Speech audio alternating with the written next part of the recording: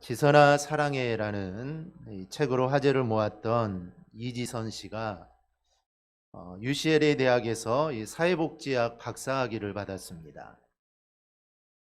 이지선 씨는 이화여자대학교 재학 중이던 지난 2000년 7월 음주운전자 뺑소니 사고를 통해 전신에 중화상을 입고 40번이 넘는 수술과 이 재활 치료를 받았습니다. 그녀는 죽음의 문턱까지 갔다가 간신히 살아났을 때 장애인을 돕는 삶을 살겠다라고는 다짐을 합니다. 그리고 이지선 씨는 도움이 필요한 사람에게 제대로 손을 내밀려면 복지 전문가가 돼야겠다라고 생각을 하고 그녀가 공부를 다시 시작했던 것이죠. 그녀는 자신에게 닥쳤던 이 갑작스러운 고난을 선물이라는 말로 대신을 합니다. 즉 자신에게 온 거는 고난이 아니라 자신에게 선물이 왔다라고 대답을 하죠.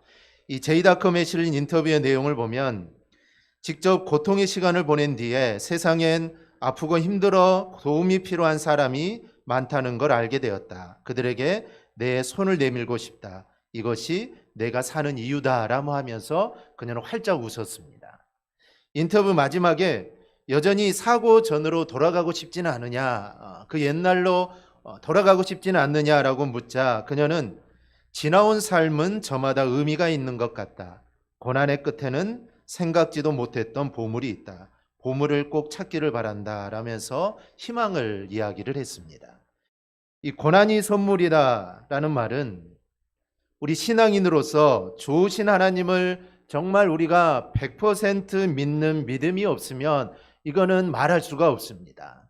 정말 하나님을 향한 믿음이 굳건할 때만 이 고난이 하나님의 선물이다라고 말할 수 있습니다. 그래서 이 조정민 목사님은 그에 저서 고난이 선물이다라는 책에서 이렇게 말합니다. 14번 두드려 맞으면 14K가 되고 18번 두드려 맞으면 18K가 되고 24번 두드려 맞으면 순금이 됩니다. 고난은 정금이 되는 지름길입니다. 라고 이렇게 말을 합니다. 어떤 여자 전사님이 개척 선교지에서 매우 중한 병에 걸렸습니다. 그녀의 슬픔이 더했던 것은 그녀에게 돈이 도착을 해야만 되는데 이 돈이 도착을 하지 않아서 이 병중에 있으면서도 뭘 사 먹을 수가 없는 겁니다. 그래서 그녀는 할 수 없이 날마다 오트밀과 깡통에 든 우유로 그녀는 30일 동안 이렇게 살아야 했습니다. 그런데 30일 동안 오트밀과 우유만 먹었는데 이게 이상하게 몸이 회복이 되더란 겁니다. 마침내 그 여자 전사님은 송금된 돈을 받게 되었고 그 돈으로 먹지 못했던 것, 사 먹고 싶었던 것을 마음껏 사 먹게 됩니다. 한참 후 휴가를 얻은 그 전도사님은 자신이 겪었던 그 어려움에 대해서 사람들에게 이야기를 합니다. 그러자 한 의사가 그 전도사님이 앓았던 병의 증상에 대해 물었습니다. 그녀는 심한 소화불량이 있었다는 말을 듣자 이렇게 의사가 말을 하죠. 만약 당신에게 돈이 빨리 도착했다면 당신은 오늘 나에게 여기서 말할 수 없었을 겁니다. 우리가 그 병을 위하여 항상 처방하는 음식이 바로 30일간의 오트밀 식사입니다. 사실 어찌 보면 이 고난이 이 전도사님에게는 축복이었습니다. 그래서 많은 사람들이 이런 말을 합니다. 고난과 역경은 축복을 쌓고 있는 보작이다라고 하죠. 그래서 우리가 자주 부르는 이 복음성가에도 왜 나만 겪는 고난이냐고 불평하지 마세요. 고난의 뒤편에 있는 주님이 주실 축복 미리 보면서 감사하세요 라는 이런 찬양의 가사가 있습니다. 오늘 우리는 이 베드로전서를 살펴보려고 하는데 베드로전서는 흔히 희망의 서신이다라고 합니다. 왜냐하면 고난당하는 성도들에게 사도 베드로는 그들에게 희망을 지금 말하고 있기 때문입니다. 그럼 이런 베드로전서가 어떤 책인지 우리가 한번 살펴보겠습니다. 먼저 베드로전서의 배경에 대해 좀 살펴보면 먼저 베드로전서 1장 1절과 2절을 우리가 보겠습니다. 예수 그리스도의 사도 베드로는 본도, 갈라디아, 갑바도기아, 아시아와 비두니아에 흩어진 나그네 곧 하나님 아버지의 미리 하심을 따라 성령이 거룩하게 하심으로 순종함과 예수 그리스도의 피 뿌림을 얻기 위하여 택하심을 받은 자들에게 편지하노니 은혜와 평강이 너희에게 더욱 많을지어다. 사도 베드로는 편지를 쓰면서 시작하면서 이런 말로 시작을 합니다. 여기서 분명히 언급하듯이 베드로전서는 소아시아 지역에 흩어져 있는 디아스포라 유대인들 성도들에게 사도 베드로가 성령의 감동을 받아서 쓴 서신이 이 베드로전서입니다.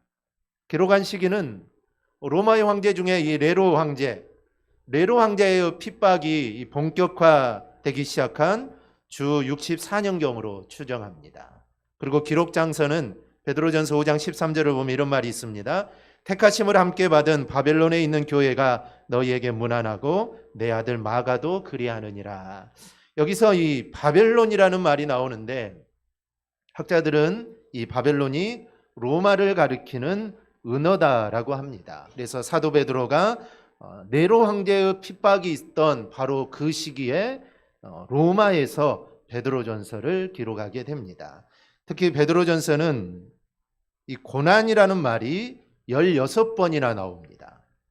그래서 베드로 사도는 핍박과 고난 중에 흩어져 있는 성도들을 향하여 희망을 주고 있는 것입니다. 그래서 베드로전서의 별명은 희망의 서신이다 라고 이렇게 말을 합니다. 특히 베드로전서 1장을 보면 이 베드로 사도는 예수님과 자신이 가졌던 개인적인 경험을 말을 합니다. 베드로는 예수님과 개인적으로 경험했던 일들이 참 많습니다. 그것은 예수께서 죽으셨을 때 가셨던 이제 그 절망이 예수 그리스도의 부활로 인해 소망으로 바뀌게 되었다라는 말을 합니다. 베드로전서 1장 3절입니다. 우리 주 예수 그리스도의 아버지 하나님을 찬송하리로다. 그의 많으신 긍휼대로 예수 그리스도를 죽은 자 가운데서 부활하게 하심으로 말미암아 우리를 거듭나게 하사 산 소망이 있게 하시며. 예수님이 죽음으로 얼마나 절망을 했습니까? 제자들도 절망을 했고 모든 사람들이 절망을 했을 겁니다. 예수님이 살아난다고 했지만 이 사람이 죽었다고 살아나는 게 이게 어떻게 있을 수 있겠습니까? 그래서 그들은 모두 다 절망 가운데 들어가게 되죠. 그런데 진짜로 주님이 부활하신 겁니다. 그래서 주님의 부활로 인해 그들은 소망을 갖게 된 것이죠. 바로 이것을 사도 베드로는 말하고 있는 것입니다. 자신의 계명을 말하면서 7절에 이렇게 권면합니다. 너희 믿음의 확실함은 불로 연단하여도 없어질 금보다 더 귀하여 예수 그리스도께서 나타나실 때 칭찬과 영광과 존귀를 얻게 할 것이니라. 지금 너희가 믿음 때문에 고난을 당하고 믿음 때문에 어려움을 당하는데 너희는 그것을 잘 참고 견디라는 것입니다. 잘 참고 견딤으로써 예수 그리스도가 다시 강림하실 때 너희는 칭찬받는 성도가 되라는 것입니다. 지금의 고난이 힘들다고 예수를 부인하고 예수를 모른다고 하지 말라는 겁니다. 지금 고난 좀 참으라는 것이죠. 주님이 오시면 너희를 칭찬해 줄 것이다. 그것을 바라보며 고난을 참으라라는 것입니다. 이 베드로전서는 몇 가지 특징이 있는데 첫째는 신앙 때문에 당하는 고난의 문제에 대해서 아주 탁월한 해답을 우리에게 제시합니다. 둘째는 약 30번이 넘는 명령문이 나옵니다. 이것은 신앙의 실천을 강조하는 것입니다. 즉 이렇게 하라, 이렇게 해주십시오, 이렇게 하기를 바랍니다가 아니라 이렇게 하라는 것입니다. 이거는 실천하라는 것이죠. 사랑하십시오가 아니라 사랑하라, 용서하라, 구제하라, 이런 명령형이 자주 나옵니다. 그래서 우리의 삶을 통해 실천할 것을 말을 하죠. 셋째는 이 베드로전서는 유창한 헬라어로 기록이 되어 있습니다. 그래서 이 바울서신과 약간 비슷한데요.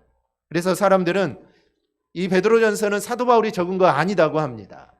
왜냐하면 사도 바울은 그런 유창한 헬라어를 쓸 수가 없습니다. 왜냐하면 사도 베드로는 우리가 잘 알듯이 어부이지 않습니까? 그 당시에는 헬라어여도 귀족들이 쓰는 아주 유창한 그런 헬라어가 있었고 일반 서민들이 쓰는 또 그런 헬라어가 있었습니다.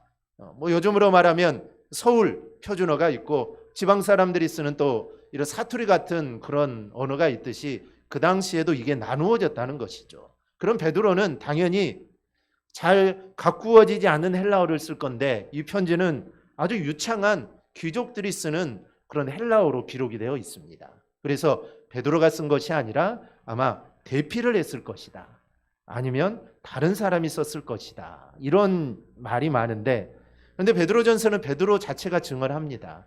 내가 이 서신을 썼다라고 말을 하고, 이 사도행전에 기록된 베드로의 설교와 오늘 본문 베드로전서가 유사한 점들이 많습니다. 그래서 저자는 베드로다라는 것을 뒷받침하죠. 또 하나의 특징은 종말론적 재림신앙을 강조합니다. 그리고 기록 목적은 네로 황제의 핍박으로 인해 고난당하는 성도들을 위로하고 격려하기 위해서 이 서신을 쓰게 되죠. 베드로전서의 내용을 보면은 모두 5장으로 되어 있습니다.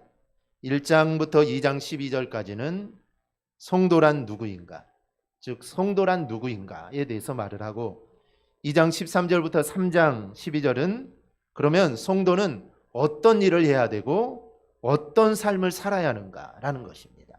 내가 성도라면 어떻게 살아야 되는가에 대해서 이야기합니다.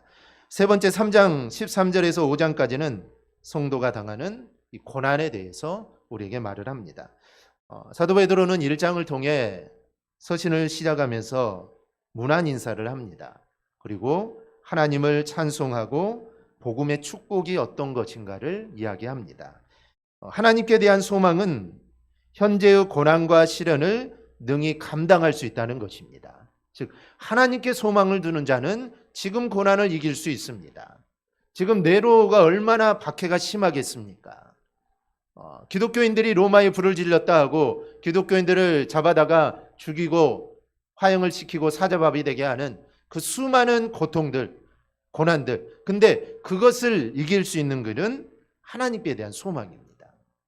하나님께 대한 소망만 두면 그 모든 것들을 넉넉하게 이길 수 있다는 것입니다. 그러기 위해서는 믿음을 단련해야 되겠죠. 그래서 너희의 믿음을 정금같이 단련시켜서 구원을 확실하게 붙잡으라라고 사도 베드로는 지금 말하고 있는 것입니다.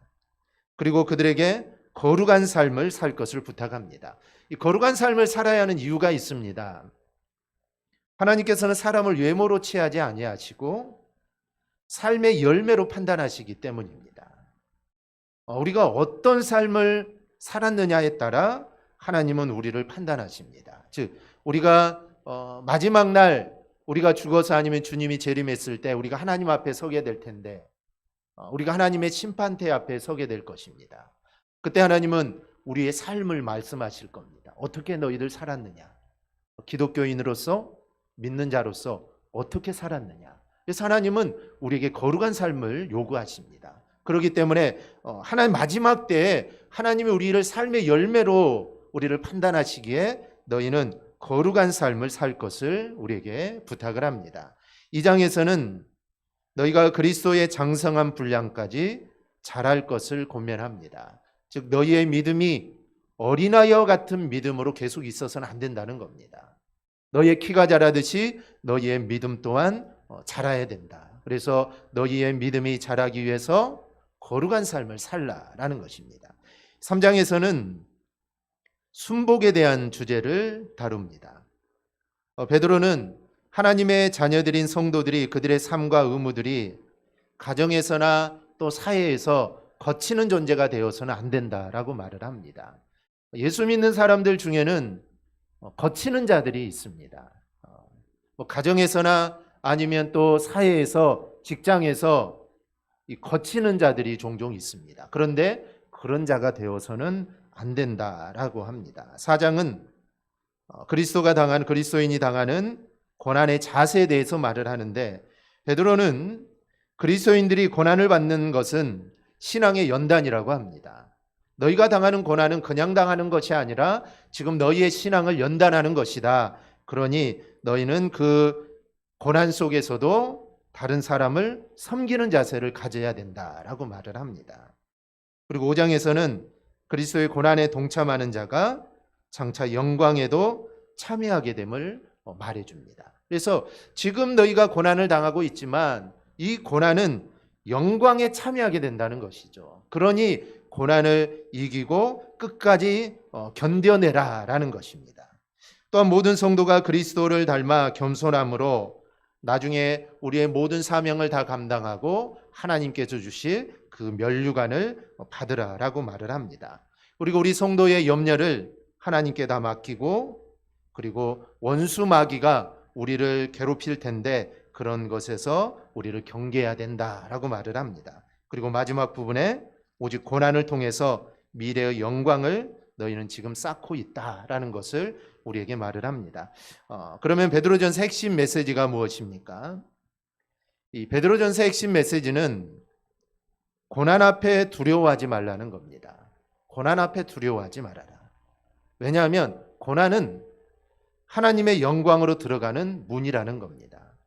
하나님의 영광으로 들어가기 위해서는 이 고난이 있어야 된다라는 것입니다. 그래서 우리 성도들은 영광에 들어갈 존재들입니다. 그러기에 성도들에게는 여러 가지 시험과 여러 가지 어려움이 당연히 있다는 것입니다. 그것이 오늘 본문 12절과 13절입니다. 사랑하는 자들아, 너희를 연단하려고 오는 불시험을 이상한 일 당하는 것 같이 이상히 여기지 말고 오히려 너희가 그리스도의 고난에 참여하는 것으로 즐거워하라. 이는 그의 영광을 나타내실 때 너희를 즐거워하고 기뻐하게 하려 함이라. 우리는 고난을 싫어합니다. 이 고난을 좋아할 사람이 어디에 있겠습니까? 그러나 그 고난은 우리를 영광으로 가게 하는 통로가 됩니다. 그러기에 우리는 고난을 두려워하거나 피하지 말아야 합니다. 그래서 이 로마 네로 황제나 로마 시대 때 핍박을 받았던 성도들은 사자밥이 되는데 두려워하지 않았습니다. 등 떠밀려 간 게 아니죠. 그들은 사자밥이 되어 가면서도 자신의 발로 걸어갔습니다. 그들은 어떤 생각을 했을까요? 내가 지금 사자밥이 되어서 죽으러 가는 것이 아니라 내가 지금 영광을 받으러 가는 것이다. 내가 지금 주님을 향해 가는 것이고 정말 내가 받아야 할 영광을 내가 받기 위해 나는 지금 가고 있다. 아마 그들은 그런 생각을 했을 겁니다. 그러니 그 길을 갈 수가 있었겠죠. 그런 생각이 없으면 그 길을 자기 발로 절대로 갈 수가 없는 것입니다. 로마서 8장 16절에서 18절에 이렇게 말합니다. 성령이 친히 우리와 우리의 영과 더불어 우리가 하나님의 자녀인 것을 증언하시나니 자녀이면 또한 상속자 곧 하나님의 상속자요 그리스도와 함께한 상속자니 우리가 그와 함께 영광을 받기 위하여 고난도 함께 받아야 할 것이니라. 생각하건대 현재의 고난은 장차 우리에게 나타날 영광과 비교할 수 없도다. 우리가 하나님의 자녀이기 때문에 주님을 반대하는 세상에 살면 고난을 받는 것은 이거는 당연하다는 것입니다. 그래서 성도가 이 세상에 살면서 고난은 이거는 당할 수밖에 없습니다. 그러나 그 고난은 장차 우리가 받을 영광과 좋게 비교할 수 없다라고 말을 합니다. 그러기에 너희는 고난 앞에 넘어지지 말라는 것입니다. 하지만 우리는 이 다음에 받을 영광을 생각하지를 못합니다. 지금 당장 내가 당하는 고난이 힘들기 때문에 고난을 이기지 못하고 세상과 타협할 때가 정말 많습니다. 그러나 그럴 때 우리는 베드로 전서를 우리는 읽어야 합니다. 베드로는 과거 두려움 앞에 고난 앞에 넘어진 생생한 기억이 있습니다. 육신의 영광만 생각하고 주님의 고난을 이해하지 못하여 주님을 3번이나 부인한 적이 있습니다. 자신의 생각만 앞세워서 주님의 길을 막아선 적도 있습니다. 주님 죽으면 안 된다는 것이죠. 이런 경험과 기억을 갖고 있는 베드로가 오늘 우리에게 권면하는 것입니다. 정말 실패하고 넘어졌던 바로 그가 우리를 향해 권면합니다. 그러기에 오늘 베드로의 권면이 우리의 마음에 더 와닿는 것입니다. 즉 직접 경험했던 그가 우리에게 말하고 있기 때문입니다. 이 코로나 팬데믹이 2년 넘게 계속되고 있습니다. 이 코로나19 사태는 한국교회 성도들의 믿음의 진면목과 한국교회가 성도들에 대한 신앙교육이 얼마나 부실했는가를 아주 드러내주는 사건이 코로나 팬데믹이었습니다. 최근 코로나19 사태를 교회에 대한 박해라고 보기에는 너무나 미약한 수준입니다. 정말 로마 시대나 초대교회 당시에 비한다면 이거는 교회의 박해라고 하기에는 이거는 말할 수 없는 것이죠. 그럼에도 불구하고 한국 교회의 16.4%가 주일 예배조차 드리지 못하고 문을 닫는 상황들이 벌어졌습니다. 코로나 상황 가운데 수천 교회가 문을 닫고 교회를 폐쇄한 교회들이 얼마나 많은지 모릅니다. 이 모든 것들은 정말 우리 모두가 큰 경각심을 가지고 하나님 앞에서 돌아보아야 할 일들입니다. 얼마 전 이 북한 지하교회의 상황을 접한 일이 있습니다. 이 교회는 북한 지하교회는 성도가 5명인데 교회 지도자가 주일 예배를 드리기 위해 한 명씩 찾아가서 비밀리에 예배를 드린다는 겁니다. 그래서 주일에 성도가 5번인데 5번의 예배를 드립니다. 북한에서 숨어서 예배를 드리다가 발각되면 공개 총살을 당하거나 정치범 수용소에 모두 끌려가게 됩니다. 그러니 교회의 지도자들이 성도들의 안전을 위해서 한 명씩 찾아가서 몰래 예배를 드리는 것입니다. 최근은 새벽에 북한 성도 4명이 함께 모여 비밀리에 극동방송을 통해 설교 말씀을 듣다가 발각이 되어서 모두 정치범 수용소로 끌려갔다는 이 탈북민의 그런 이야기도 있었습니다. 북한에서 예배를 드린다는 것은 중대한 범죄 행위입니다. 이거는 북한에서는 아주 중대한 범죄 행위입니다. 그럼에도 불구하고 지하교회 성도들은 목숨을 걸고 숨어서 예배를 드린다고 합니다. 이 오픈도어 선교회에 의하면 북한이 기독교 최박해국이 아닙니까? 그런데 북한에는 약 40만 명의 성도들이 있다고 합니다. 뭐 더 될 수도 있고 안 될 수도 있지만 어쨌든 수십만 명의 성도들이 지하에 숨어서 몰래 하나님께 예배를 드린다는 것이죠. 만약 남한의 이런 북한과 같은 세계 최악의 기독교 박해가 만약에 실행된다면 남한 성도들 중 목숨을 걸고 예수를 믿을 성도들은 몇 명이나 될까요? 로마서 14장 12절을 보면 이렇게 말합니다. 이러므로 우리 각 사람이 자기 일을 하나님께 직고하리라. 여기서 직고하리라라는 이 말은 말씀을 드릴 것이다, 셈을 드릴 것이다 라는 2가지 의미가 있습니다. 바울은 어쩌면 예수님께서 말씀하신 이 달란트 비유를 생각하고 이 말을 하고 있을지도 모릅니다. 달란트를 받았던 종들은 주인이 돌아오자 각자 셈을 해야 합니다. 그들은 자기가 한 일에 대해 모든 일들을 주인에게 고해야 합니다. 그리고 혹은 칭찬과 상급을 혹은 책망과 형벌을 받게 됩니다. 주인 앞에서 각인이 자신들의 한 일을 소상히 밝혔듯이 우리 모두는 훗날 주님 앞에 서게 될 것입니다. 그리고 우리의 삶과 모든 행위에 대해서 재판장이신 하나님께 우리는 직고해야 할 것입니다. 하나님과 셈을 해야 합니다. 하나님이 우리에게 주신 것들을 우리가 어떻게 잘 활용했는지 하나님께 셈을 해드려야 하는 것입니다. 그날에 십자가에 못 박혀 죽으심으로 우리 모든 죄악을 대속하신 예수님 앞에서, 그리고 최악의 박해 속에서도 정말 목숨을 걸고 주일 예배를 드렸던 북한 지하교회 성도들 앞에서 정말 우리가 부끄럽지 않도록 오늘 우리는 코로나19보다 아니면 이보다 더 어려운 상황이 전개되더라도 정말 우리는 목숨을 걸고 우리 신앙을 지켜나갈 수 있도록 우리는 새롭게 결단을 해야 합니다. 그러므로 여러분 앞에 나와 있는 고난들, 또 앞으로 당할 어려운 일들 아마 많을 것입니다. 지금도 고난 가운데 있을 수도 있고 지금은 고난이 없지만 또 앞으로 우리에게 어떠한 고난이, 어떠한 어려움이 나에게 다가올지 아무도 알 수가 없습니다. 그런데 그런 어려운 일들을 우리 모두 믿음으로 이겨나갈 수 있기를 바랍니다. 그러면 베드로가 바라본 영광과 기쁨을 우리도 보게 될 것이고 우리도 그 고난을 이기고 우리도 승리하게 될 줄 믿습니다. 이러한 승리의 기쁨이 우리 모두에게 임하고 그 승리의 기쁨으로 살아가는 저와 여러분이 되기를 주님의 이름으로 축원합니다. 아멘. 기도하겠습니다.